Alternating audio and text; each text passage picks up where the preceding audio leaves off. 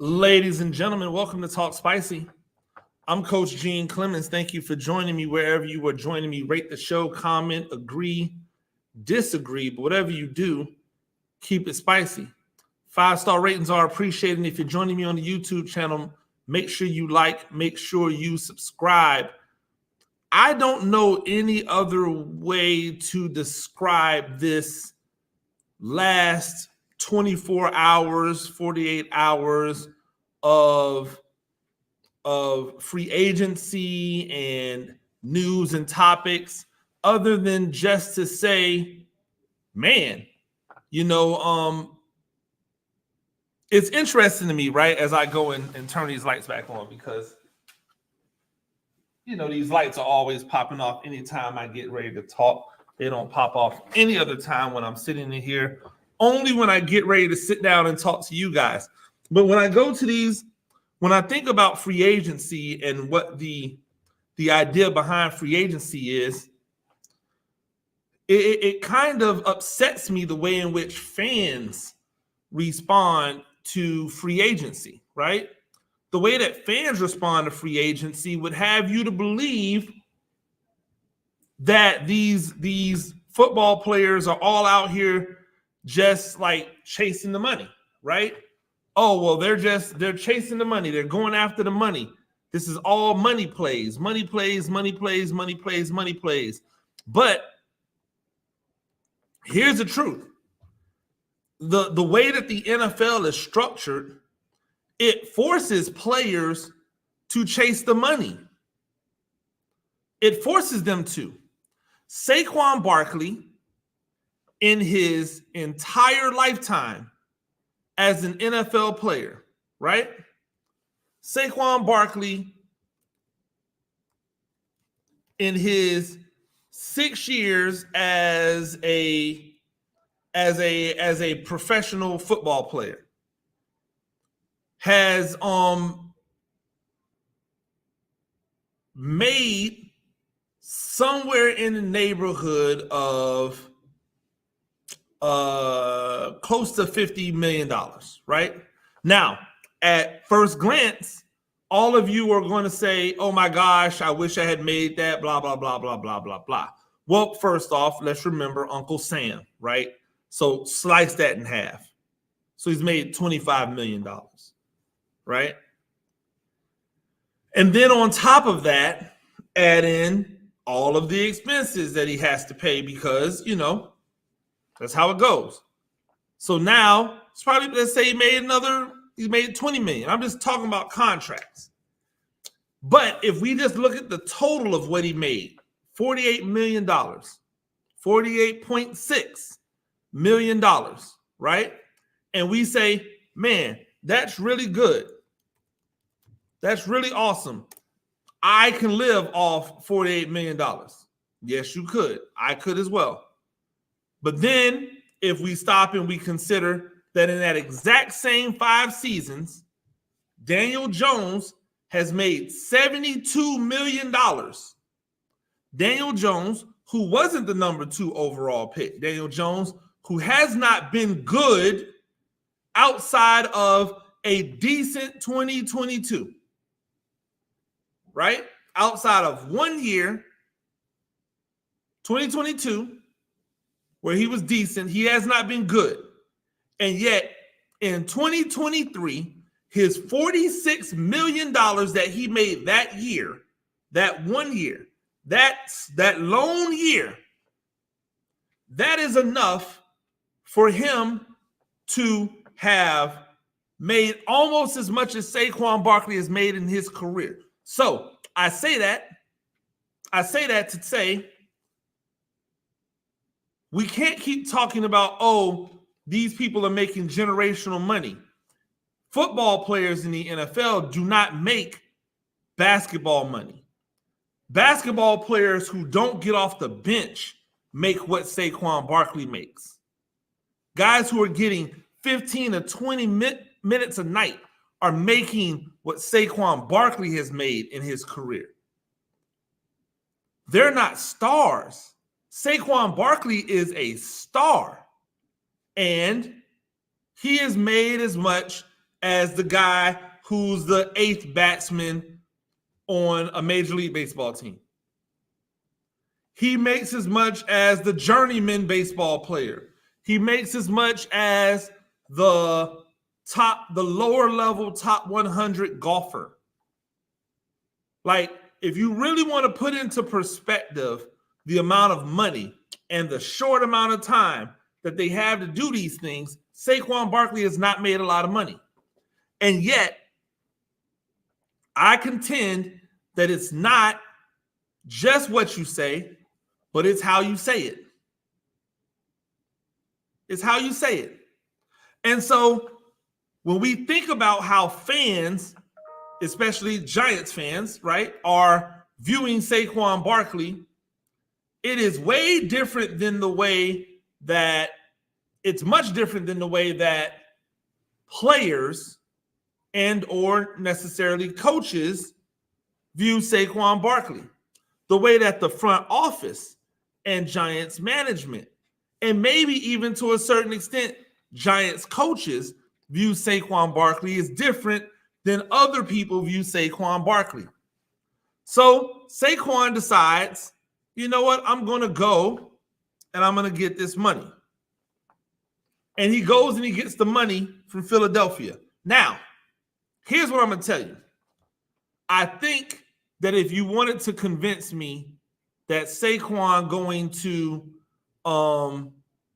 Philadelphia was a spiteful move, I could rock with it.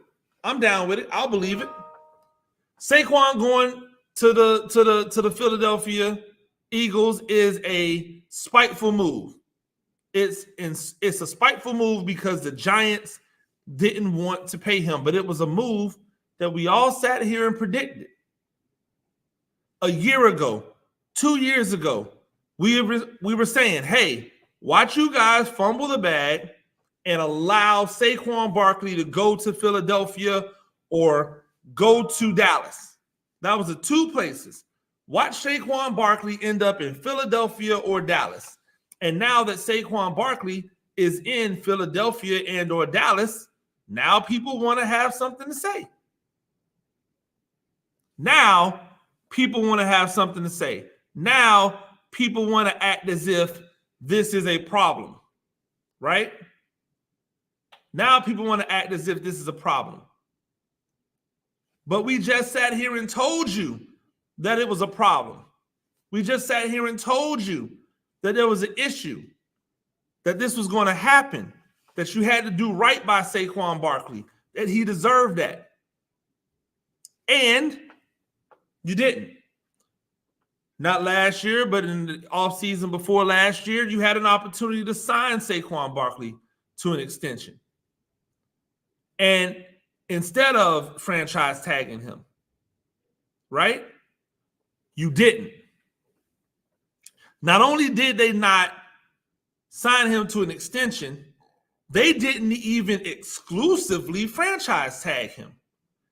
They did it on a non-exclusive because they were hoping that somebody came in, made Saquon Barkley an offer so that they could get compensation for Saquon Barkley. So what does that tell me?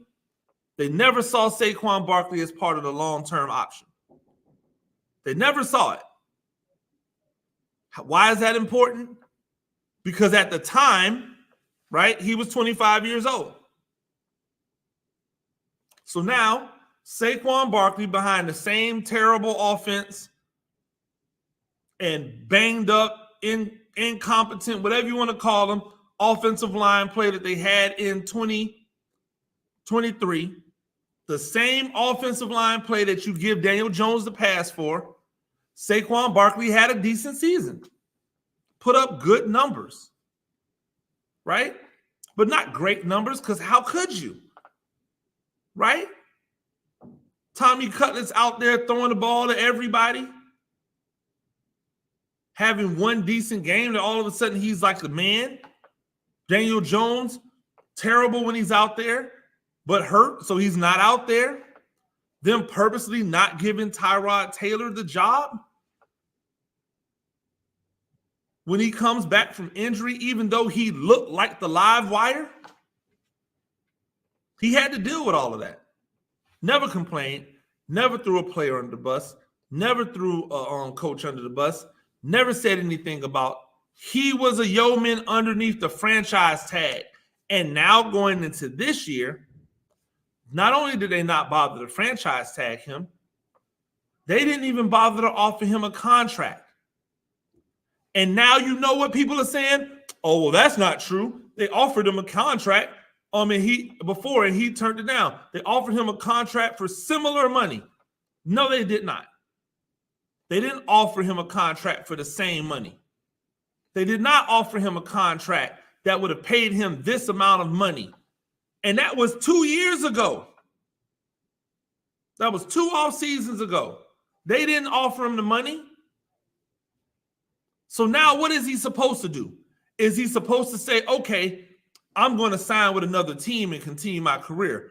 But because I love the fact that the Giants loved me so much that they ridiculed me every time, the Giants fans ridiculed me every time they had a chance because I'm not Josh Allen, because somebody chose me over Josh Allen, not somebody chose me over Lamar Jackson or somebody chose me over any one of the quarterbacks that are, better than Josh Allen, but because they didn't take Josh Allen, right? They've ridiculed me because I've had not little nagging injuries, but major injuries that put any player down. Playing on the worst turf in the NFL, playing on the worst surface in the NFL, still balling out. And he's had to deal with all of this, and now he's supposed to be loyal and not go to the best opportunity with the most money because of what Giants fans might think. Now he can't be a Giant legend, a Giant all-time great because he went to Philadelphia. Listen, if you want to say, hey, Saquon, because you're on the other side, I have to root against you, that's one thing. But to act as if he somehow wronged you is the most asinine thing in the world. You people had a chance to rock for Saquon Barkley, and I've been here the entire time, and I have not seen entities go, oh my gosh, we need to have Saquon back. They've all went, oh, well, I understand if Saquon has to leave. They all went, oh, well, running back is a luxury. Oh, well, if Saquon ain't here, we'll miss him, but I get it. Oh, I want Saquon back, but I want him back at a certain number. This is what fans said. And if you don't believe me, if you think I'm capping, I'll start pulling up your Twitters, your Twitter mentions. Every single time I talk about Saquon Barkley getting paid, every single time there was talk about Saquon Barkley getting paid. Not now, not just last year, but the year before last year. People acted like it was sacrilegious to think about paying Saquon Barkley money at that age. And then we get to Tiki Barber. And I'm not here to talk about Tiki Barber personally. Although I will say I have not heard anything good about Tiki Barber personally. I'm not here to talk about that. I'm not here to cast aspersions on it.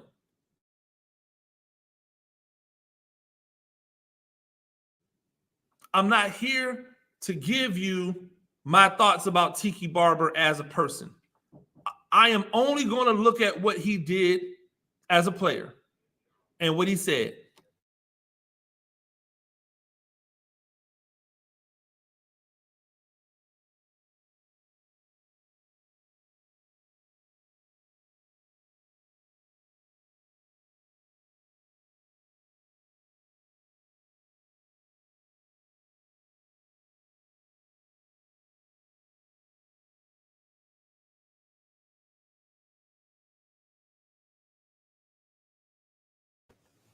Here's what we know about Tiki Barber as the analyst, right?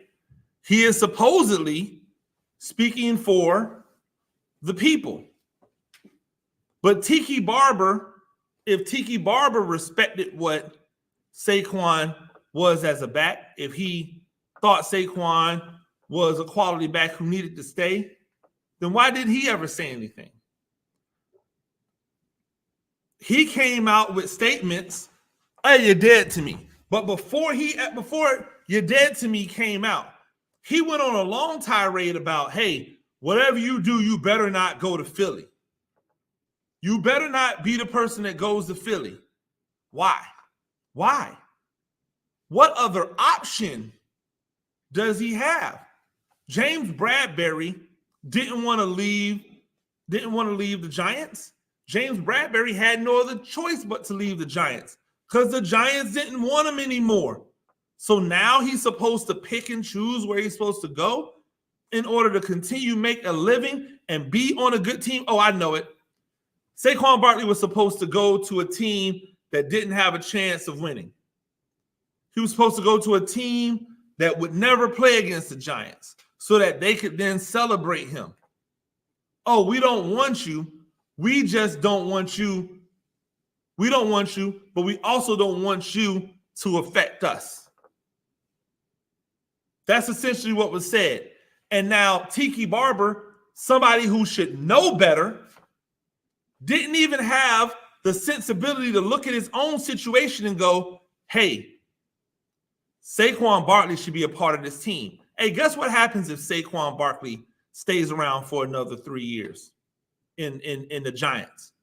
All the Tiki Barber records, all the Tiki Barber stuff, they all go away.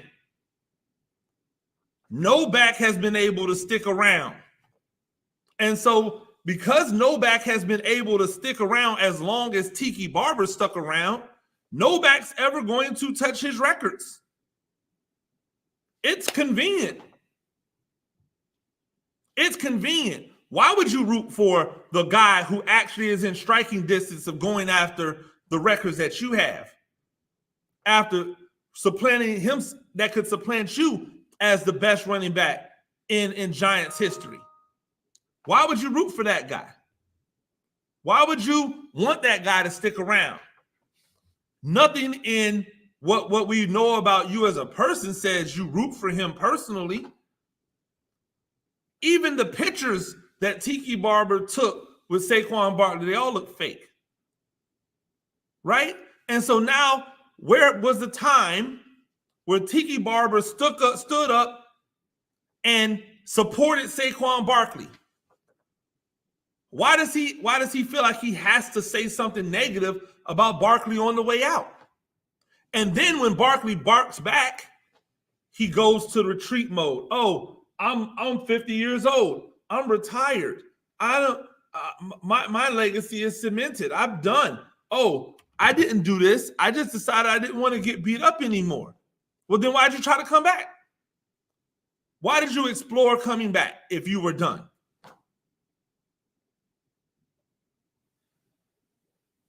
But this is the most damning thing about why fans and Tiki Barber should really just be quiet when it comes to Saquon Barkley. Tiki Barber, who was not a first-round draft pick, but an extremely talented back at Virginia, right? He comes in as a second rounder. He is expected to be the starter, but he's not ready. He's not ready.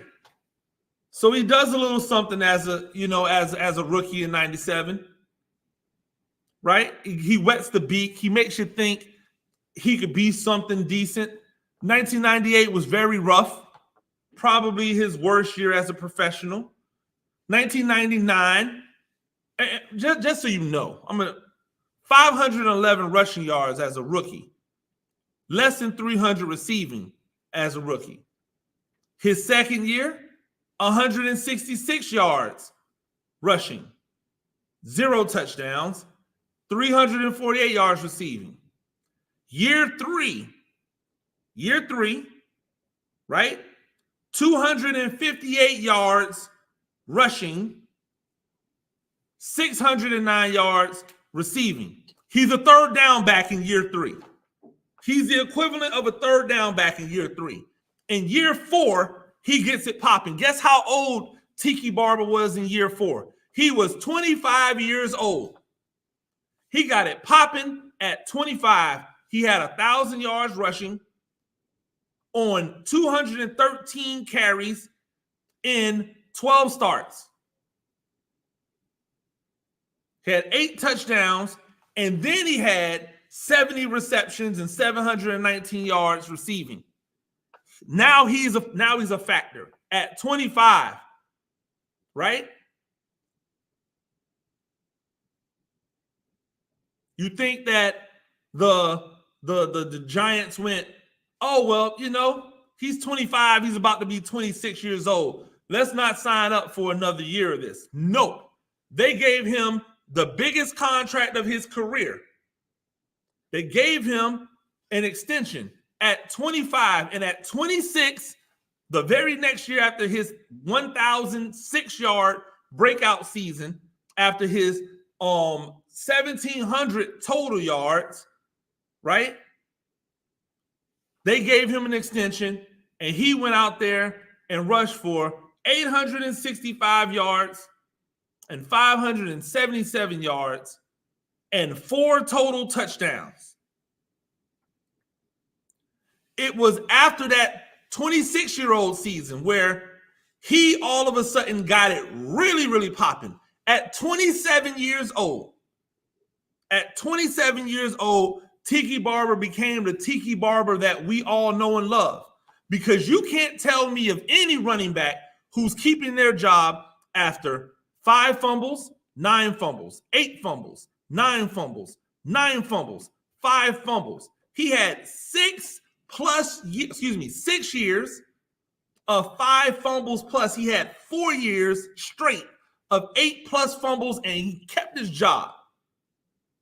And at 27 years old, he rushed for 1,387 yards. At 28 years old, he rushed for 1,200.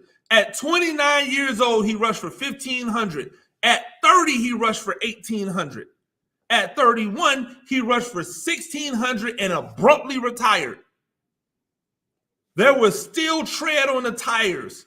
He was still rolling. At 31 years old, this man rushed for 1,662 yards, 5.1 yards a carry.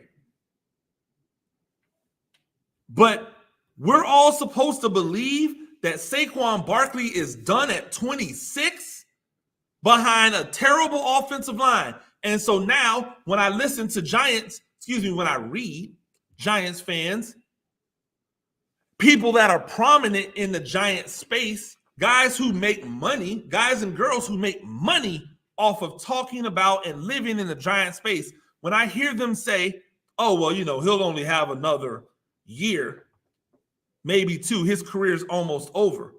My question is why? Why? You think Tiki Barber is unique? You think Tiki Barber is the unicorn? Athletically, Tiki Barber can't hold Saquon Barkley's job. If you go back to them 1v1 athletically, I'm taking Saquon Barkley every day, twice on Sundays. But Tiki Barber was a monster, right? And he had the chance to be a monster after just being a guy. After just being a guy. They took him with a 2nd round pick. Guess what? 2nd round picks are very valuable. They didn't have a 5th year option. He didn't get franchise tag for a 5th year. But imagine if he would have gotten franchise tag for a 5th year. If he had gotten the franchise tag treatment, right? If he had gotten the franchise tag treatment like Saquon got, they would have recorded his worst season as a starter. From 25 to 31, at 26 years old, season number 5 was his worst season. That's what they would have said. Hey, you know what? We probably got somebody better than this than we can put in this position. But they didn't. They signed him up and they dedicated to him. They were loyal to him. And he got 11 years out of the deal. 9 years, 10 years out the deal. He got 10 years out the deal. Could have gotten 11. probably even 12, would have won a championship, probably goes down in history, might have an outside shot at the Hall of Fame. Why? Because his best years were so good that somebody would have said, hey, there's an argument that could have been made that at one point in time, Tiki Barber was the best running back in the. You know how it goes. It's the Kurt Warner effect, right? A championship changes everything. It's the Eli Manning effect. Championships change everything. You take away the playoff runs out of Eli Manning's career, he's nowhere near a Hall of Famer. Yet, everybody talks as if he is a can't-miss guaranteed Hall of Famer because of the 2 championship runs that he had. That's crazy. But that's where Tiki Barber was. So for him to not understand what Saquon Barkley is going through, to not have some type of sympathy for the fact that Saquon Barkley was not afforded the opportunity that he received is crazy talk to me. It's lunacy to me. And yet the fans eat it up hook, line, and sinker, and you allow your team to do stuff like take the money that Saquon got from the Eagles and spend that equivalent of that money, of that 16 a year, on 2 offensive linemen who we do not have any parenthetical proof other than PFF grades that they're actually better than the guys that they're coming to possibly replace. We don't know if they're better or if they were just in better situations. We do know this: the team that had them no longer wanted them. The same way that we know that the team that had Saquon Barkley no longer wanted Saquon Barkley. The only difference is that we have undeniable proof that Saquon Barkley is him. We've seen it. And now he gets to go and play with a better quarterback, a better receiving core, a better offensive line, and arguably, right, who knows, the play calling is probably going to be equal, but he's going to go to a team that's dedicated to running the ball. And you think he's going to have a worse? Come on, people. Don't be mad at Saquon. It's not Saquon's fault. The Giants didn't even offer him a contract. Be mad at Joe Shane. Be mad at Brian Dable. Be mad at the owner, whoever is responsible for this. Don't be mad at Saquon. Saquon didn't do this. Saquon did what he had to do. We don't know what Houston was offering.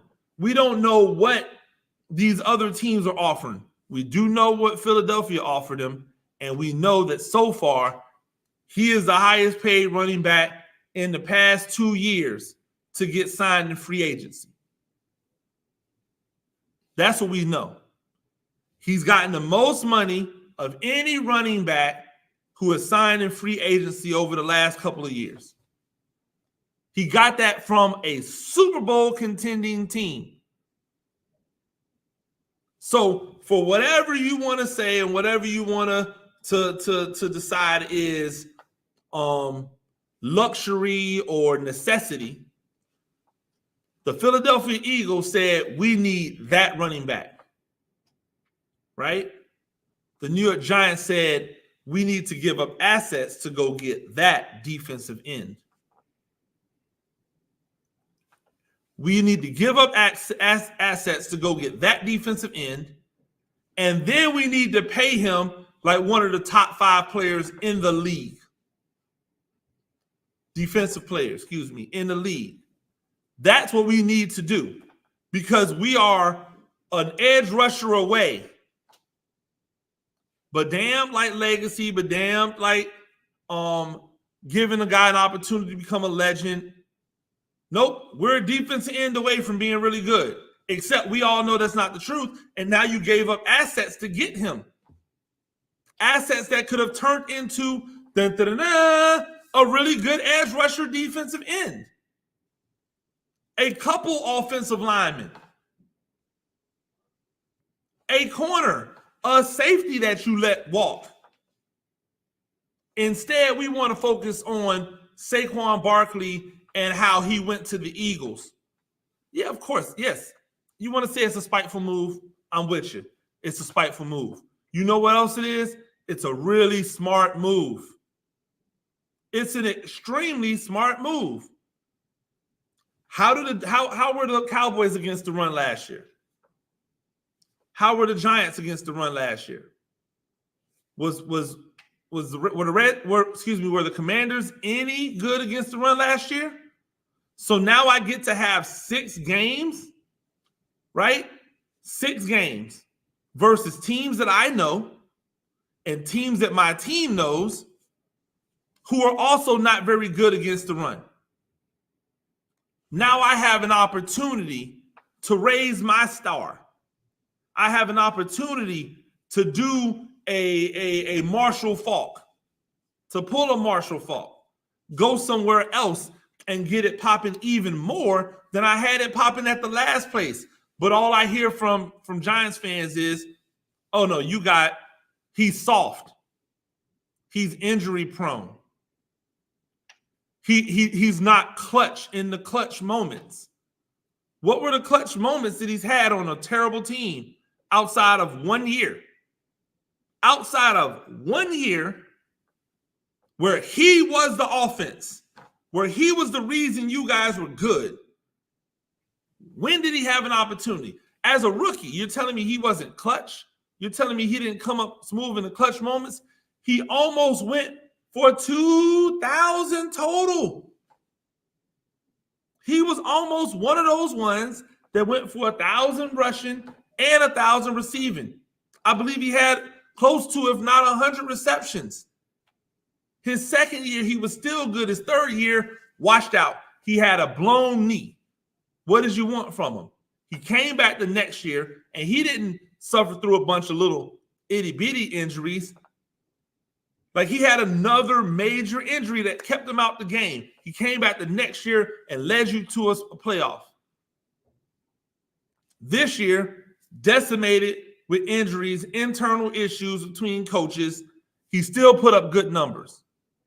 And for that, all y'all told him, yeah, you know, I like Saquon. I appreciate it. If he comes back for a home team discount, then I want him back. But if not, we need to do something else. We need to improve the offensive line. Improve the offensive line for who? Improve it for who? And now, with an improved offensive line, if you get Devin Singletary to go out there and rush for 1,000 yards, you people are probably going to try to tell us, oh, well, yeah, look, he did better than what Saquon did. Because that's what you do. You flip the narrative, you change the narrative so that you can continue doing the bidding of the team that you pay to be good. You pay for this team to be good. You pay for this team to maximize the resources that you provide to it. And yet, you don't want to hold them accountable when they get rid of your best players, when they overpay for players that they probably should have gotten rid of, when they go out and they make trades to give up assets to bring in high-dollar luxury players.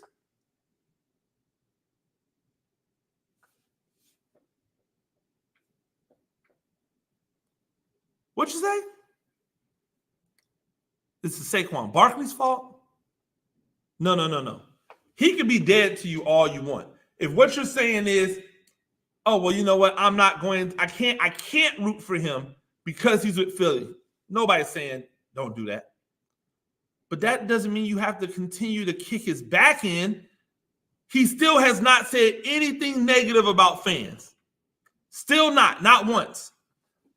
Not all of the 10 and 15 and 20 and 50,000 follower fanalists and fan content makers that have been kicking his back in from the time that I started covering the Giants.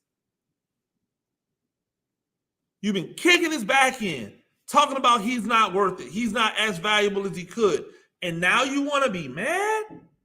Now you want to play victim. Now you want to act like he wronged you. Man, stop it. Stop it. And for anybody trying to say oh, well, yeah, he wouldn't say that to Tiki Barber if Tiki Barber was right next to him. Cap.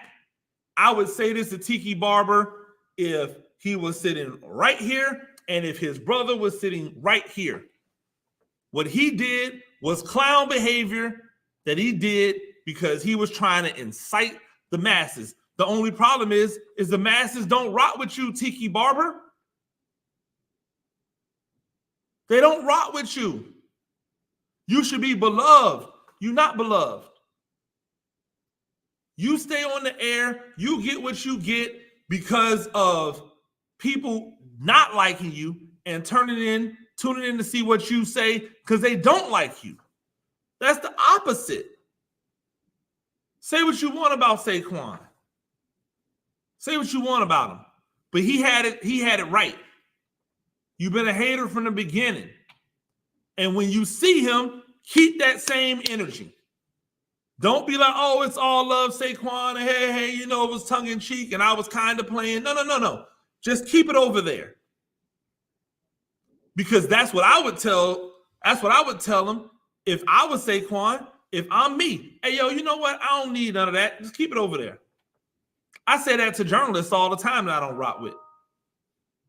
It's some of these quote unquote giants, fanalists, right?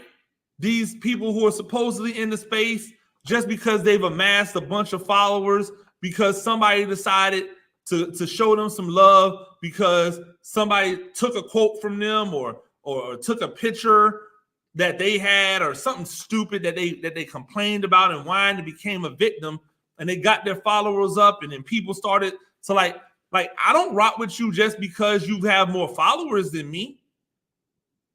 And I don't expect you to rock with me just because I think I know what I'm talking about. I don't rock with you. I'm not going to act like I rock with you. Keep it over there. And that's all Saquon's telling Tiki. And if Tiki was a real one, he would have went, respect. I said what I said. I stand on it. Respect. You don't have to worry about me saying anything else to you. Instead, he came in and tried to play the victim, tried to laugh it off, tried to make it into some jokey joke. Why are you worried about me?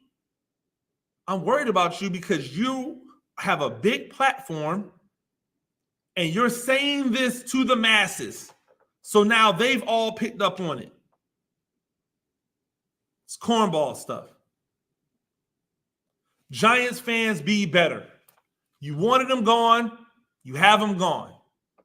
Move on. Ladies and gentlemen, that's Talk Spicy. I do this thing a few times a week. Rate the show, comment, agree, disagree, but whatever you do, keep it spicy. 5-star ratings are appreciated. And if you're joining me on the YouTube channel, make sure you like it. Make sure you subscribe. And if you're joining me anywhere else, by the way, if you're on Twitter, go to YouTube, subscribe to the channel. If you're on Instagram, go to YouTube, subscribe to the channel. If you're on Facebook, go to YouTube, subscribe to the channel. To my Twitch people out there, love you. Till next time, peace.